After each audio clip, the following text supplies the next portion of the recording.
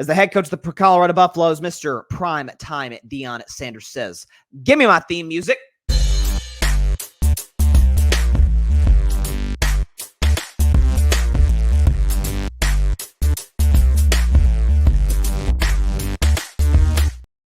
On this week's edition of Carving Up the Context, we pay tribute and remember the great Jerry West, who passed away yesterday at the age of 86 years old.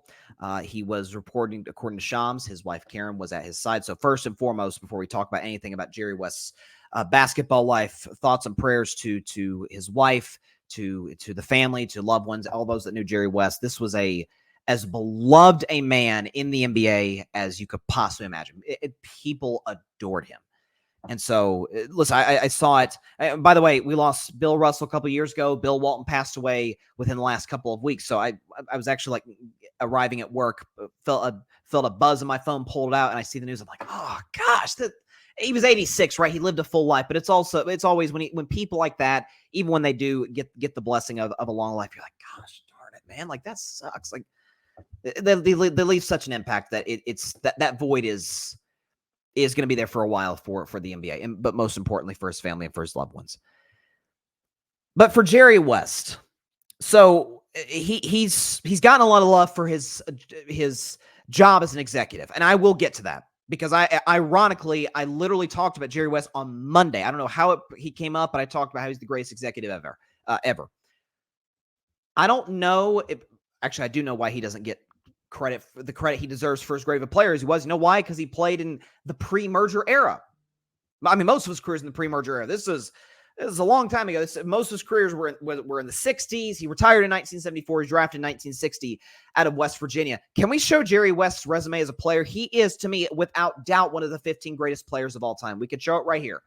1972 NBA champion. He was the 1969 Finals MVP, the only Finals MVP for the losing team. He's a 14-time All-Star. That is 7th all-time, tied for 7th ever. 10-time first-team All-NBA. That is tied for 4th all-time. He's a 4-time All-Defensive first-team guy. He's the all-time leading scorer in the history, I repeat that, the history of the NBA Finals, and he is 8th all-time in points per game, average exactly 27 points per game in his NBA career. So, and by the way, I think Jerry West, to me, is without doubt the 3rd greatest player in the history of his position, which is shooting guard. MJ's the greatest, Kobe's 2nd, Jerry West the 3rd greatest shooting guard to ever play the game of basketball. So I wanted to, and also too, it's almost a good thing that Jerry West played in the era that he did. And the reason I say that is because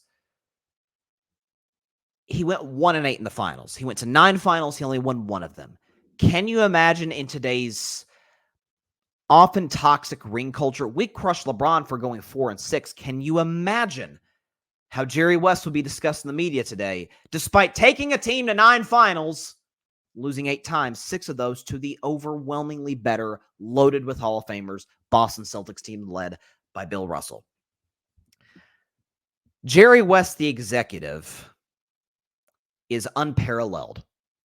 There's no other way around it. He's the greatest executive who ever lived in the history of the NBA. So I can make a very strong case. The NBA, I want to make sure I'm doing this right. 3, 4. Okay. In my estimation, they've had 6 dynasties. If you want to include the Spurs in the mid-2000s, I'll say 7.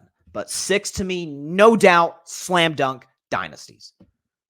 The Russell Celtics, the Magic Lakers, the Bird Celtics, the Jordan Bulls, the Kobe Shaq Lakers, and the Steph Warriors. Now, you can argue Tim Duncan Spurs. You can make a strong case because from 99 to 2007, they won 4 championships. That's, you know what? Let's include them. That's a dynasty. I almost don't include the 14 championship because it's so far removed from the 07 title. That said, 6 NBA dynasties. No doubt dynasties. Half of them do not happen without Jerry West.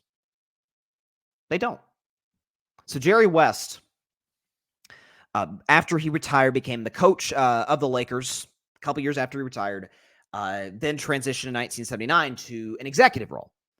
And that was the year that Magic Johnson was drafted by the Lakers out of Michigan State.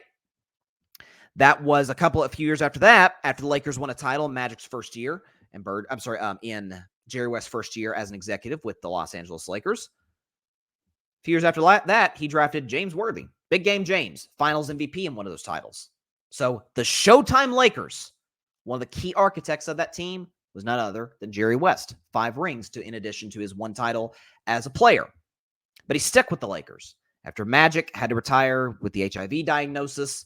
And Magic has talked about on his social media how Jerry West was just so close to him every day. And they so many tears were shed in that office when Magic broke the news to him. And they had a very, very close relationship.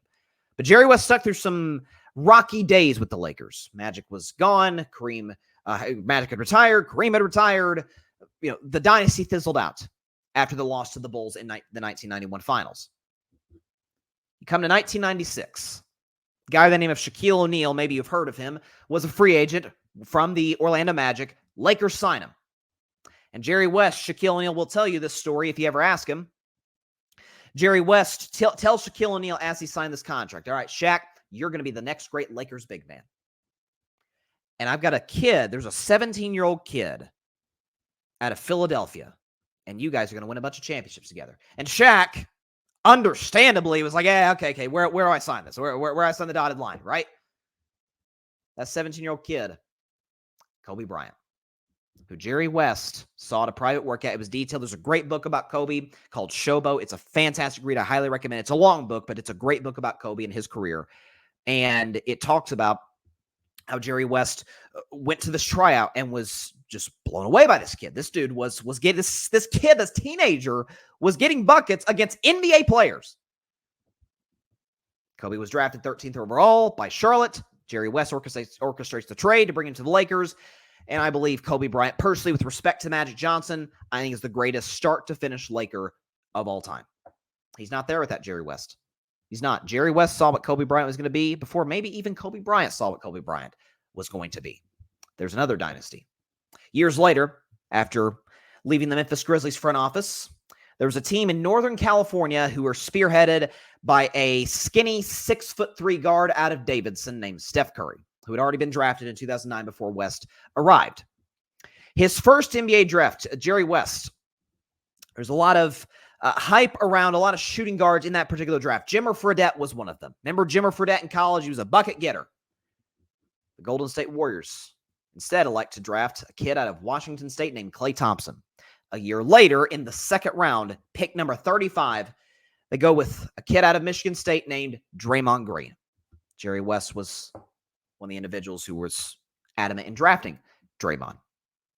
Oftentimes, though, when it comes to any decision-making position, that can go from a teacher in a school to the president of the United States. When you're in a decision-making position, and your decisions have consequences positively or negatively, we talk often about the great decisions or the bad decisions. We don't often talk about decisions that are not made or the moves that were not made.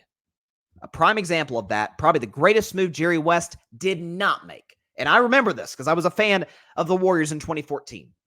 2014, the Golden State Warriors had just hired Steve Kerr and had come off a first-round exit at the hands of the Los Angeles Clippers. Steph Curry was a certified all-star by that point, but the rest of the team is like, okay, they got some good players, some young guys.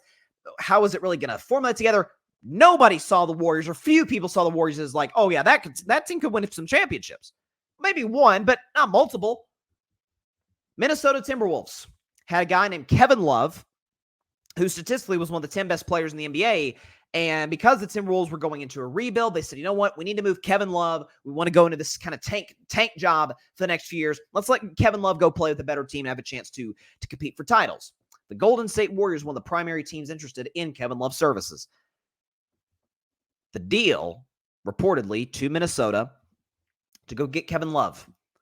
One of the people included in that deal was Klay Thompson. And reportedly, Draymond Green could have been involved in that deal. But Klay Thompson was the focal point of a package that would have brought Kevin Love to the Warriors, sent Klay Thompson to the Minnesota Timberwolves. Jerry West, literally, and I'm not exaggerating when I say this, threatened to quit the franchise if they made the move. He said, you're making a mistake. You need to keep Klay Thompson. The Warriors smartly opted with the smartest executive in basketball history. The trade is not made, and Klay Thompson is a 4-time NBA champion and was the co-star of an all-time great who led a dynasty. Oh, and by the way, the biggest move in that dynasty that was made, Kevin Durant. Yeah, Jerry West had something to do with that too. He helped in the recruiting process to bring Kevin Durant to the Golden State Warriors.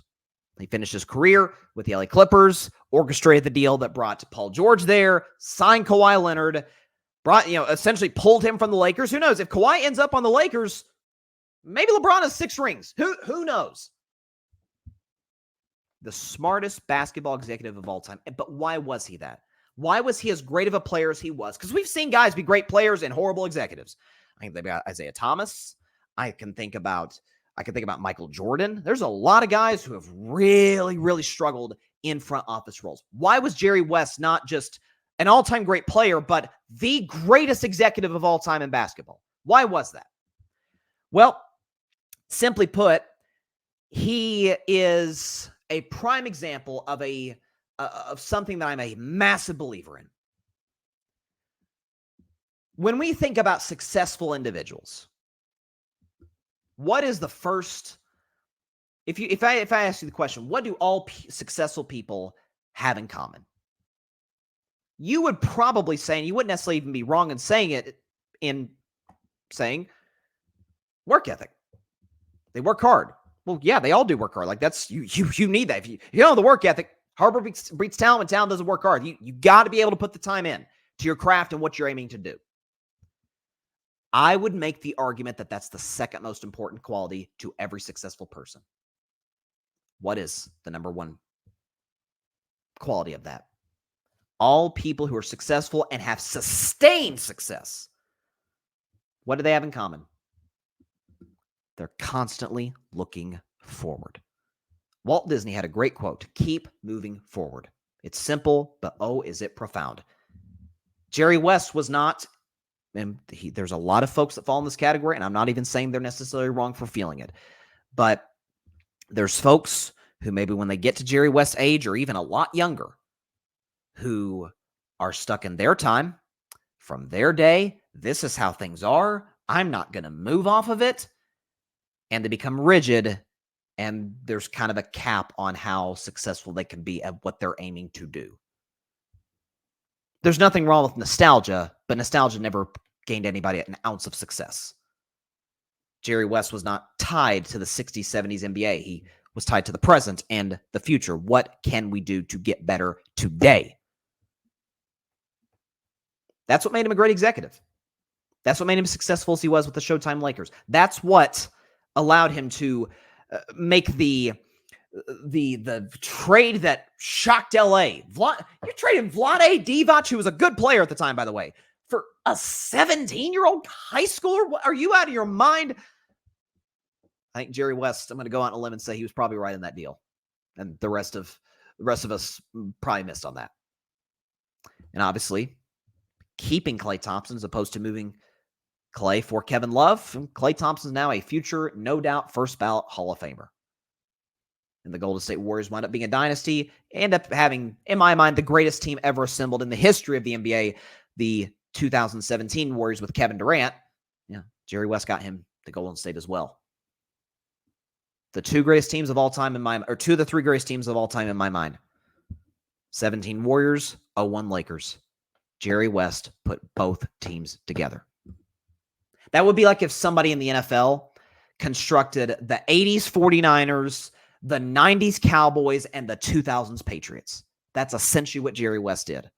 And so it was his constant love for the game, his competitive spirit, and always looking forward. There's nothing wrong with looking back, appreciating the good times in your life and the things that made it special. But if you're seeking to accomplish a certain goal, I'm sorry, it's not going to help you at all.